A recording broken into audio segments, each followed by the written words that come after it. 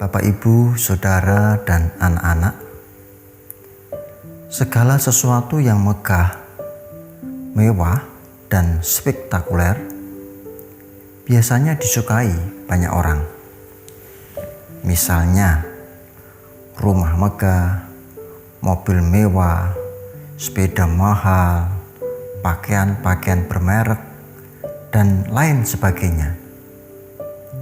Bahkan menurut beberapa kalangan, status orang diukur dari kemegahan, kemewahan yang menempel di tubuhnya. Maka tidak mengherankan jika selanjutnya muncul pemahaman orang yang hanya menghargai orang lain berdasarkan pada benda-benda yang dipakainya. Sangat disayangkan. Saudara yang terkasih, kekaguman terhadap kemegahan, kemewahan yang spektakuler juga dialami oleh para murid Kristus. Di ayat 5, mereka begitu kagum dengan bangunan bait Allah yang dihiasi dengan batu-batu terindah dan dengan berbagai barang persembahan. Mereka mengira bahwa Kristus akan sama terpesonanya dengan barang-barang mewah seperti halnya mereka. Baik, kita berhenti di sini sejenak. Ketika berbicara tentang bait Allah, apa yang saudara kagumi dari bait Allah? Apa yang saudara kagumi dari gereja? Kemegahan dan kemewahan gedungnya yang menjulang tinggi? Atau mimbar yang terbuat dari kayu jati dengan kualitas bagus? Atau loncengnya yang bisa terdengar dalam diameter 15 km? Hanya itu, saudara? Perhatikan, saudaraku, ketika kita berbicara tentang bait Allah, seharusnya kita berbicara tentang kehadiran Tuhan di dalamnya. Dan semua ketetapan-ketetapan Tuhan dijalankan oleh umatnya. Maka sangat disayangkan jika kita berbicara tentang gereja, tentang bait Allah, kita hanya memusatkan pembicaraan pada kemegahan, kemewahan, dan kekayaan belaka. Atau pembicaraan tentang kekuasaan pejabat-pejabat yang ada di dalamnya. Parahnya, saudara, ketika gereja cukup berbangga dengan kemampuan mengumpulkan begitu banyak umat datang ke gereja, tetapi lupa mengutus mereka, itu suatu yang memprihatinkan. Saudara, sisi terpenting dari gereja atau bait Allah bukan hanya gedungnya, melainkan kehadiran Tuhan yang disertai dengan berjalannya ketetapan Allah nyata dalam kehidupan umat. Itu hanya terjadi ketika umat mengikut Kristus.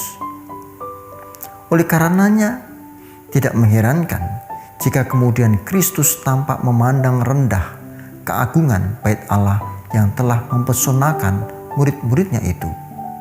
Katanya di ayat 6, "Apa yang kamu lihat di situ?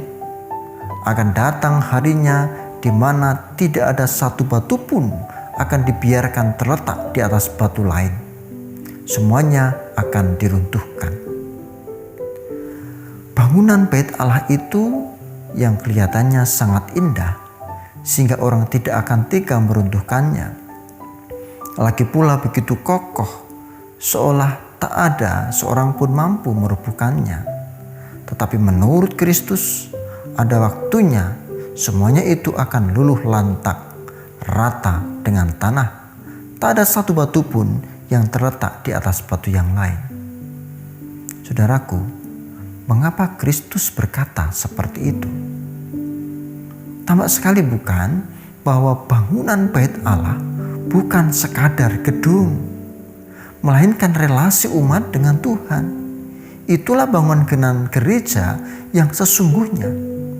Ingat, saudara, Kristus datang ke dunia ini pun tidak untuk menyelamatkan bangunan-bangunan indah dari kehancuran, melainkan untuk menyelamatkan umat dari kehancuran kuasa dosa.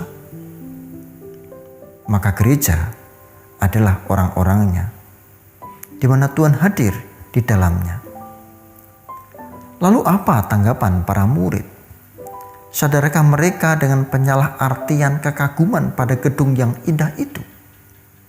Alih-alih bertanya tentang kebenaran bait Allah, mereka malah bertanya, "Guru, bila manakah hal itu akan terjadi?" Ayat 7. Mengetahui apa yang akan terjadi memang keren, saudara. Ini menjadi kemegahan, kemewahan, sesuatu yang spektakuler tersendiri. Pertanyaan para murid ini menegaskan bahwa mereka masih tertarik pada sesuatu yang megah, yang mempesona. Mereka belum tersadarkan makna yang hakiki tentang bait Allah. Jika mereka tahu kapan waktu dan tanda-tanda bangunan indah itu runtuh, akan menjadi kebanggaan tersendiri. Itu pikir mereka. Namun jawab Kristus di ayat 8, "Waspadalah supaya kamu jangan disesatkan. Sebab banyak orang akan datang dengan memakai namaku dan berkata, 'Akulah dia,' dan saatnya sudah dekat. Janganlah kamu mengikut mereka." Saudara, kata pertama yang disampaikan oleh Kristus adalah waspadalah, supaya kamu jangan disesatkan. Akan ada banyak Mesias palsu yang akan memakai nama Kristus, yang akan memutarbalikkan kebenaran. Itu adalah tandanya. Bisa jadi, saudara, tanda-tanda itu sudah mulai ada ketika murid sedang bertanya. Bukankah pada saat itu kebenaran tentang kemegahan bait Allah telah dipalsukan? Mereka terpesona dengan kemewahan belaka. Bagian penting selanjutnya adalah janganlah kamu mengikut mereka. Jika tidak mengikut mereka, lalu mengikut siapa? Kalimat ini hendak menegaskan kita harus mengikut Kristus. Janganlah kamu mengikut mereka, melainkan mengikut Kristus. Kristus sedang menekankan dan menarik kembali pemaknaan bait Allah pada titik yang paling hakiki, yaitu mengikut Kristus. Saudara, gedung apapun bisa menjadi gedung yang megah, bukan? Yang menjulang tinggi. Tetapi jika orang-orang yang ada di dalamnya tidak mengikut Kristus, itu namanya bukan gereja.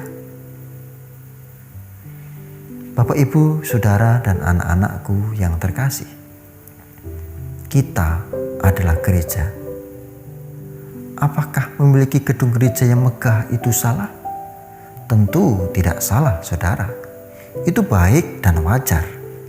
Tetapi menjadi salah jika keterpesonaan kita jatuh pada kemegahan, melebihi keterpesonaan kita pada kehadiran Tuhan dalam hidup kita. Amin. Mari bersama-sama kita berdoa.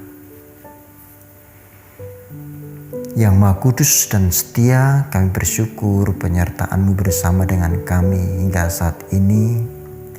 Kami berdoa secara khusus untuk pergumulan kehidupan kami, khususnya penghayatan tentang kemegahan, di mana Tuhan hadir itulah kemegahan yang sesungguhnya. Bahkan gereja ada karena kehadiran Tuhan, bukan sekadar gedungnya. Ajari kami tetap setia, ya Tuhan. Meskipun pada saat ini di masa pandemi kami belum bisa beribadah bebas di gereja, beberapa tempat masih terbatas. Namun ya Tuhan, kami disadarkan gereja bukan sekadar gedung, melainkan relasi, melainkan kami adalah gereja itu sendiri. Tuhan, kami juga berdoa untuk saudara-saudara kami yang sedang dalam pergumulan di dalam keluarga mereka. dalam ekonomi mereka, perjuangan-perjuangan yang dilanjutkan untuk melanjutkan kehidupan. Tolong berikanlah Roh Kudus-Mu. Juga untuk umat-Mu di GKJ Jatimulyo yang sakit, yang dalam masalah keluarga, keuangan, dan juga pendidikan dan lain sebagainya. Kiranya Tuhan hadir bersama dengan kami.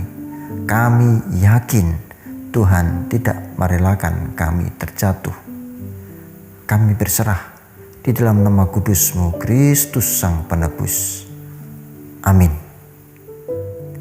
Salam Kalujengan.